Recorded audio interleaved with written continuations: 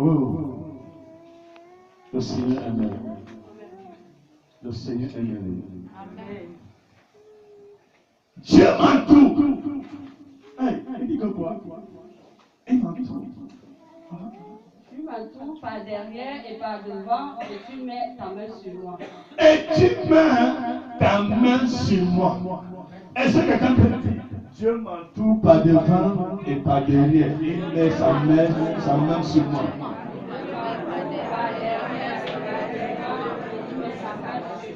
Quand Dieu met sa main sur toi, il n'y a personne qui peut t'arracher de sa main. Parce que ce Dieu t'entoure par devant et par derrière. Et je l'aime parce qu'il t'entend. Comme il entoure ma fille par derrière et par devant. Dieu l'entoure par derrière et par devant. Homme de Dieu, non. Pourquoi tu veux m'enlever ici, homme de Dieu? Pourquoi tu veux que je te sers? Pourquoi tu vas nous mettre ta vision? Pourquoi tu veux donner la chaise? Même la clé, tu l'as donnée. Pourquoi, homme de Dieu? Ça fait quoi? Je ne sais pas quoi, homme de Dieu. J'ai vu toi là, je t'ai vu, je t'ai localisé. Je connais tous tes hommes, mais je connais qui est ta puissance, je connais qui tu sais. Je connais, homme de Dieu, je connais qui tu sais. Je connais, homme de Dieu. Pourquoi tu donnais la clé du succès? Pourquoi hier tu l'as donné, tu es passé par ton enfant pour donner la clé du succès? La chaise tu l'as donnée, la vision tu renouvelles. Homme de Dieu, pourquoi? Homme de Dieu, pourquoi? Homme de Dieu, je connais que tu es dans cette assemblée. Je connais que tu es homme de Dieu. Homme de Dieu, pourquoi? Je connais que tu es homme de Dieu. Tes enfants, je les ai mis ici, le peuple est moi. Avec toi, on va faire le combat. Homme de Dieu, je connais que tu es. On va faire le combat, homme de Dieu. Sois prêt même dans la nuit, en ton sommeil. Il faut bien garder ton épouse. Toi et ton enfant et ta fille, Seigneur. Je te comprends dans maintenant. Alléluia. Tu me connais. Oh Dieu, comme Dieu m'entoure, il entoure ma famille. Amen. C'est bien parce que tu me connais. Tu t'es couché pour le trône, tu t'es couché pour l'autel, tu t'es couché dans profondeur. Homme de Dieu, j'ai entendu parler de toi. J'ai entendu parler de ton nom. On appelle ça la distraction et le bruit. Va arriver. Elle fait du bruit parce que le moment est arrivé. Jamais l'opération aurait ne se fait avec un bruit. Elle va brûler l'opération. Oh, cet enfant de Dieu ne soit pas. Je n'étais pas, je bénis Dieu parce que je n'étais pas le premier jour, je n'étais pas le deuxième jour. Je dis qu'elle me connaît. Ah, elle a entendu parler de moi. Et le merci Dieu parce que ce sont les anges qui m'ont emmené ici, sinon ils mourraient là dedans. Tu t'es infiltré, tu as venu à l'esprit pour aller, tu as combattu. On va voir, je suis bien. Je suis là. Tu dis tu pries en langue jusqu'au matin. Je suis là. Ton moment est arrivé. Amen. Je dis ton moment est arrivé ce matin. Là où la lumière, là où on te voyait flou, on va te voir clair. Amen. Là où on te voyait, on va te voir clair. Amen. Le Dieu que je sais, ce n'est pas le Dieu de Baal, mais c'est le Seigneur Jésus-Christ de Nazareth. La Bible dit à la mention de ce nom, tout genou fléchit et toute langue donne gloire à son nom. Jésus-Christ est Seigneur. Il est Seigneur. Il est Seigneur. Abattons nos géants. Le thème du programme, c'était quoi? Le temps de mon élévation. Et moi, je donne le sous-thème. Abattons nos Goliaths. Abattons nos Goliaths. Parce qu'il y a des Goliaths dans nos vies. Quand tu n'es pas abattu, tu ne peux pas être élevé. Est-ce que je parle à quelqu'un? Un Goliath se place dans ta vie. Il est impossible d'être élevé. Pour être élevé, il faut que ton Goliath tombe. Et ce matin, ton Goliath va te libérer.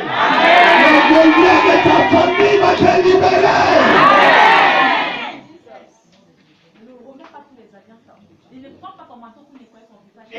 pas élévation si Goliath n'est pas tombé.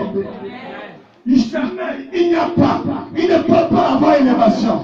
Parce qu'il y a des gens qui décident. Il dit, tant qu'il vit, tu ne peux pas être quelque chose. Tant qu'il vit, il ne peut pas te marier.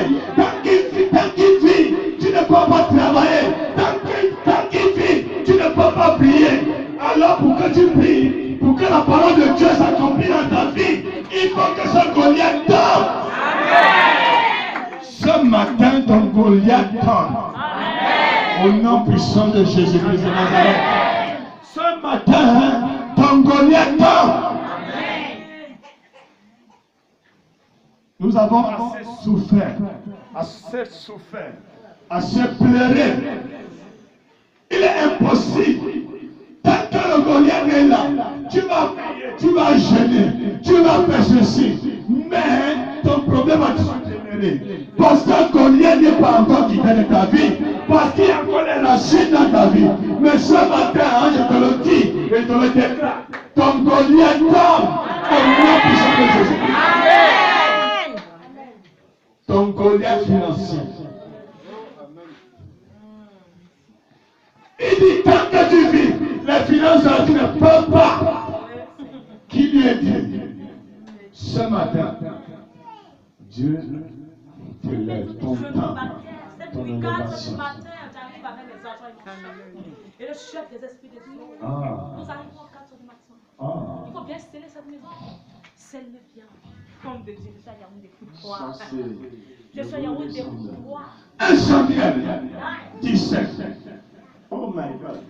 1 Samuel 17. À partir du premier verset. 1 Samuel 17, à partir du premier verset, il est écrit. Les Philistins réunirent leur armée pour faire la guerre et ils se rassemblèrent à Soko qui appartient à Juda. Ils campaient entre Soko et Azeka et Éphèse d'Amen.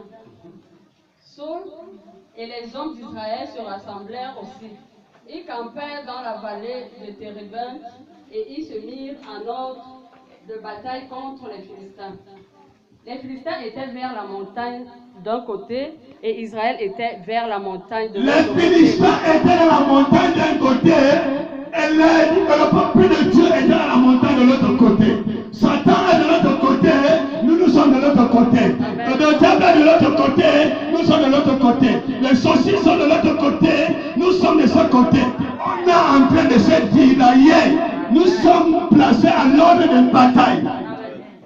Ce matin, continue. La vallée les séparait. La vallée les séparait. Il y a quelque chose qui nous sépare. Un homme sortit alors du camp des Philistins et s'avança contre les deux armées. Il se nommait Goliath. Il était de Gath et il avait une taille de 6 coudées et un enfant. Sur sa tête était une casque d'airain et il portait une cuirasse à caille du poids de 5000 cycles d'airain. Il avait aux jambes une armure d'airain et un javelot d'airain entre les épaules. Le bois de sa lance était comme un souffle de tisserand et la lance pesait 600 cycles de fer. Celui qui portait son bouclier marchait devant lui. Le Philistin s'arrêta et, s'adressant aux troupes d'Israël rangées en bataille, il leur cria: pourquoi sortez-vous pour vous ranger en bataille? Ne suis-je pas le Philistin et n'êtes-vous pas les esclaves de Saül? Choisissez un homme qui descend contre moi. Écoutez ce que le Philistin dit. Comme le sorcier peut te dire que non, vous êtes les esclaves de l'homme de Dieu, vous êtes les esclaves du prophète. Parce que vous êtes ici. Parce que vous êtes là pour apprendre à combattre, pour apprendre à lutter, pour apprendre à entrer, à posséder votre héritage. Il veut dire que n'êtes-vous pas les esclaves de ce monsieur? Il se lève. La Bible nous dit que sa taille, sa corpulence, on a défini tout ce qu'il avait. Il demande